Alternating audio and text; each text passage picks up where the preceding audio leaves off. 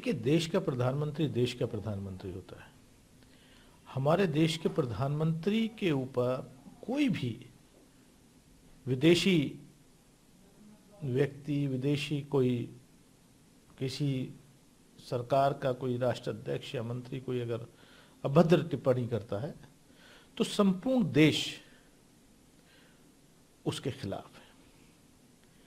लेकिन खास बात यह है कि जब लक्षद्वीप की जनता के ऊपर उनके कल्चर और उनकी जो धरोहर को उजाड़ा जा रहा था, उस वक्त ये ट्रोल आर्मी कहां थी? संपूर्ण देश प्रधानमंत्री जी के साथ खड़ा है, नो डाउट, लेकिन लक्षद्वीप की जनता जब पुकार रही थी कि उनकी डाइवर्सिटी को, उनके कल्चर को बचाया जाए, तब उसको नष्ट करने के लिए जो है मोदी सरकार पूरा काम कर रही थी। और जहां तक विदेशी लोगों का मामला है, वो कोई भी हो, भारत उस मामले में देश इकट्ठा है और रहा, ये हमारी परंपरा रही है। और खासतौर से हम लोग उस माहौल में परवरिश हुई है जहां पर हम लोग लोगों को कपड़ों से नहीं पहचानते और ना चाहने के बावजूद भी उसके पड़ोस में रहना पड़ रहा है।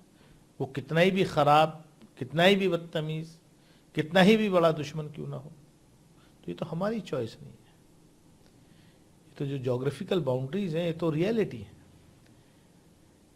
और भारत की हमेशा ये कोशिश रही है कि अपने पड़ोसी मुल्कों के साथ अच्छे संबंध रखें, लेकिन अनफॉर्चुनेटली इस वक्त कुछ ऐसा माहौल है कि चारों तरफ से हमारे पड़ोस के मुल्कों से रिश्ते उतने बेहतर नहीं हैं जितने होने चाहिए। और जो हमारे पड़ोस के मुल्क थे, चाहे नेपाल हो, भूटान हो, श्रीलंका हो, मालदीव्स हो, उसमें चाइना का पेनिट्रेशन ज्यादा बढ़ गया है, जो चिंता का विषय है। ठीक है, पाकिस्तान के साथ था, पहले यूएस का था, चाइना का बड़ा है, या बांग्लादेश के साथ चाइना का इन्वेस्टमेंट हो रहा है। तो कहीं ना कहीं हमें अपनी विदेश नीति को और स्ट्रॉन्ग करने की जरूरत है, बजाय इसके कि हम ट्विटर पे जाकर के जो ट्रोल आर्मीज हैं उनका सहयोग लेकर के उनको जवाब दें। वो नहीं है, हमें डिप्लोमेटिक फ्रंट पे जो है जवाब देना पड़ेगा। जब लालू यादव रेल मंत्री थे, बीजेपी आरोप लगा रही है कि जब वो रेल मंत्री थे तब उन्होंने जॉब फॉर लैंड स्कैम। जब श्री लालू प्रसाद यादव यूपीए की सरकार में रेल मंत्री थे तो उस वक्त का रिकॉर्ड उठा करके देखिए कि जो रेलवे घाटे में जा रहा था, उस रेलवे को मुनाफे में लाने का काम श्री लालू प्रसाद यादव जी ने किया था।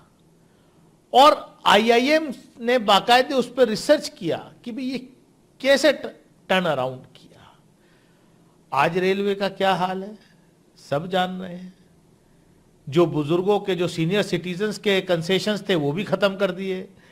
प्लेटफॉर्म टिकट जो 2 रुपए का होता था वो 50 रुपए का कर दिया। तो बीजेपी के पास दिखाने के लिए कुछ नहीं है। जब जब चुनाव आता है तब तब लालू जी की फैमिली को टारगेट करने की कोशिश होती है, क्योंकि वो मजबूती के साथ इस देश की फासिस्ट ताकतों के आगे झुके नहीं हैं। यह उनका दोष है।